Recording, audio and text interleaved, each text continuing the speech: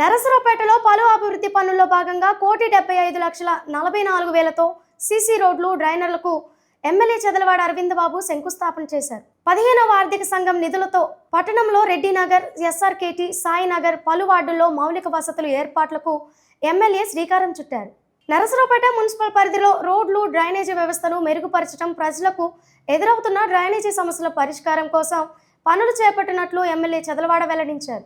రాజకీయాలకు, పార్టీలకు అతీతంగా పట్టణంలోని అన్ని వార్డుల్లో మౌలిక సదుపాయాల ఏర్పాట్లకు పనులు జరుగుతున్నాయని తెలిపారు. కూటమి ప్రభుత్వంతో సంక్షేమంతో పాటు అభివృద్ధిలో కూడా ముందుకు దూసుకుపోతుంది అనడానికి ఈ పనులు చేపట్టడమే నిదర్శనమన్నారు. శంకుస్థాపన కార్యక్రమంలో స్థానికులతో పాటు కూటమి నాయకులు పాల్గొన్నారు. సంక్షేమ కార్యక్రమాలు కాదు, అభివృద్ధి కార్యక్రమాలు కూడా ఉమ్మడి కుటుంబంలో బాగా శరవేగంతో ముందుకెళ్తా అని చెప్పడానికి మన నరసరావుపేట పట్టణం మున్సిపాలిటీ ద్వారా 15th ఫైనాన్స్ కార్పొరేషన్ ద్వారా దాదాపు 1,75,00,000 వర్క్స్ ఇక్కడ మొదలు పెట్టడం జరిగింది.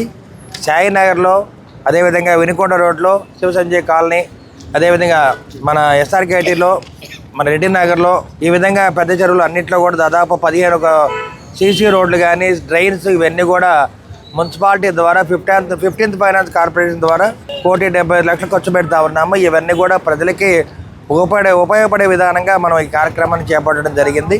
తప్పనిసరిగా ఒక నెల లోపల ఇవన్నీ కూడా మళ్ళీ వాళ్ళు శంకుస్థాపన చేశాము. 15-20 రోజుల లోపల దీన్ని మళ్ళీ ఓపెన్ చేసుకోవడానికి మరి ప్రభుత్వం సిద్ధంగా ఉంది. దీనికి మున్సిపల్ కమిషనర్ గారు, డిఈ గారు, అధికారులందరూ కూడా రావడం జరిగింది. ఉమ్మడి కుటుంబ నాయకులు కూడా రావడం జరిగింది.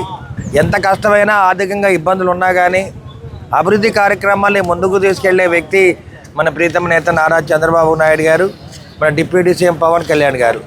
అందువలన ప్రజలందరూ కూడా ఒకటే తెలియజేస్తున్నాము మీడియా ముఖంగా, మిగతా వార్డుల్లో కూడా చిన్న చిన్న రోడ్లు కానీ, సీసీ డ్రైన్స్ ఇవన్నీ కూడా నెక్స్ట్ స్టెప్లో వీటిని కూడా ముందుకు తీసుకెళ్తామని చెప్పి మీడియా ముఖంగా తెలియజేస్తున్నాం.